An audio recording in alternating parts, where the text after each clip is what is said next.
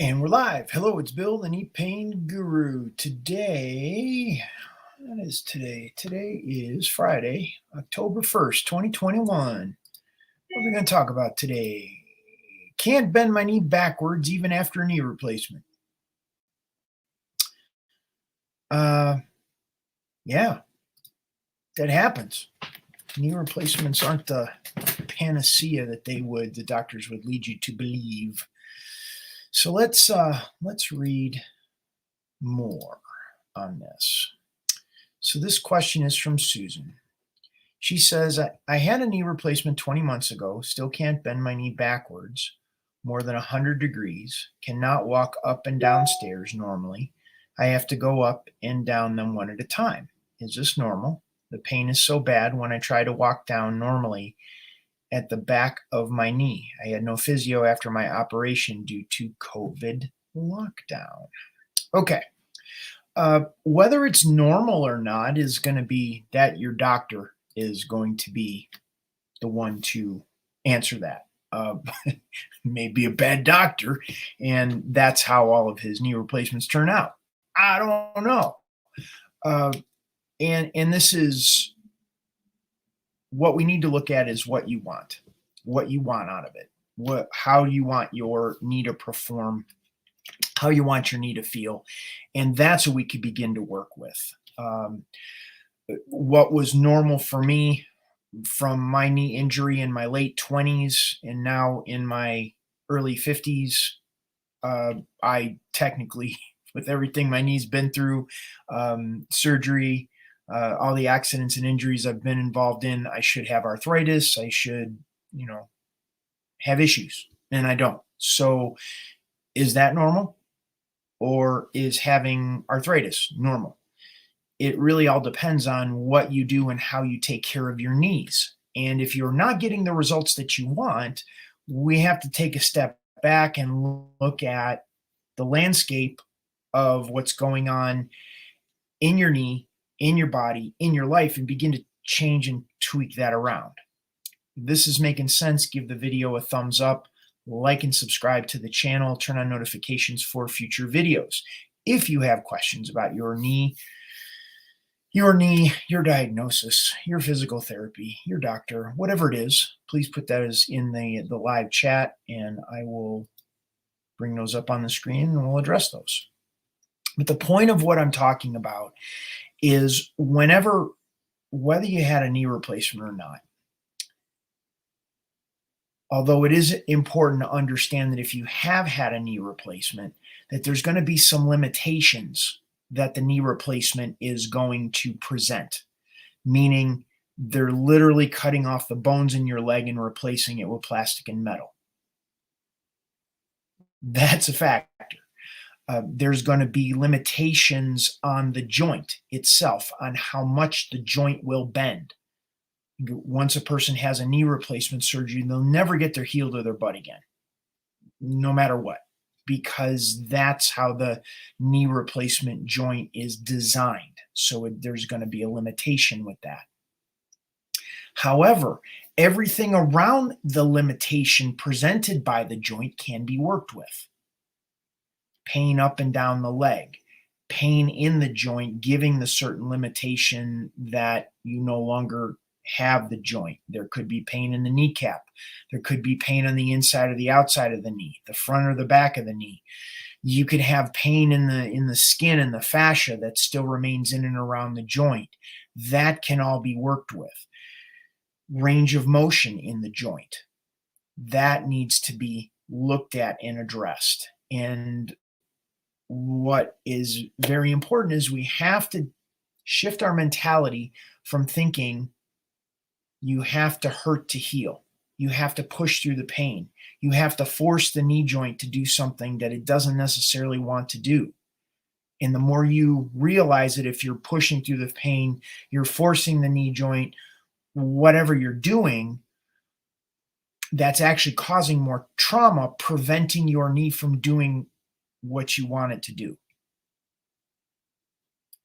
So like you could lead a horse to water, but you can't make it drink, that whole kind of concept. You can force your knee to increase the range of motion, but the knee's not going to want to do it. And the more you force it, the more pain it's going to get in. And then the more it's going to resist you forcing it. So when a knee joint is in pain, pushing through pain rarely gets you out of pain. And if you've been doing that for a while, we have to try a different approach that involves working with comfort in the knee joint, that works on looking at the neurological signaling that is going on in the knee that is preventing the range of motion or giving you pain. If this is making sense, give the video a thumbs up, like and subscribe to the channel, turn on notifications. If you got questions about what I'm saying, ask them, because these videos are specifically for helping you shift your mindset to realize that there's another approach. There's another opportunity out there that is getting in alignment with your body's capacity to heal. Because if your body is not healing, if your body isn't performing or working the way that you want it to work or perform, it's because you're doing something or there's something in the way preventing it from doing so. Let's go back to, I think it was Susan's question here, see if there's anything else that I missed in there. Can't bend the knee backwards, and I believe that understanding is they can't get the knee straight. And sometimes that happens as a result of the hamstring getting very tight or the quad getting very tight, because when there's that level of trauma that you end up in a knee replacement, that trauma was there for a long time leading up to the knee replacement, which is another trauma perceived by the physical body. All of that, whenever we experience traumas, accidents, injuries, surgeries, it causes the body to tense up, to protect itself, because it's threatened. It feels threatened. It feels in danger. And the more the body feels in danger, the more it's going to tense up, which is why so many people with knee pain have limited results. They'll get a little bit of results. They'll work really, really, really hard over a period of time. Physical therapy, exercise at the gym, pushing their knee on their own, passive motion machines. There's all sorts of tools that you could use to push the knee, and you'll get a little bit of results over a long period of time.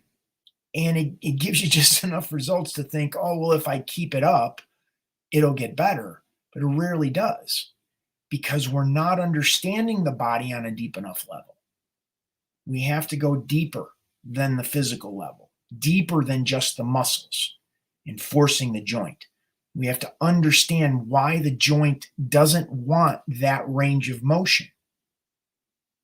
And in order to increase the range of motion and strengthen the joint, increase flexibility and mobility in the joint, we have to look at the neurology, the neurological signal, the electrical impulse that's coming from the brain down the spinal column and out to all the nerves in your body that is saying, hey, knee, don't go there. Because if you do go there, it's going to hurt. So this is making sense. Give the video a thumbs up. I'm not seeing questions come in. If you're watching the replay, you would like to know what next steps to take. All of them are in the description below of the video. You can head on over to thekneepainguru.com. I have a newsletter list you can get on there. It gives you more information about what I'm talking about. There is also the ability to set up a consultation if you'd like to talk with me about your specific knee situation. Everybody's situation is different. Sometimes they just want to bounce it off to see like what is the best strategy that they would like to use to get out of pain. I spoke with a client, actually a couple of clients over this past week, that they were, one person was bone on bone. Another person had a meniscus tear, and they were trying to figure out, well, how do I figure this out? How do I thin slice it to make it make sense for me? So that's what we did with the, there's a link on the screen right now. Scheduling a consultation. We'll go over what you need.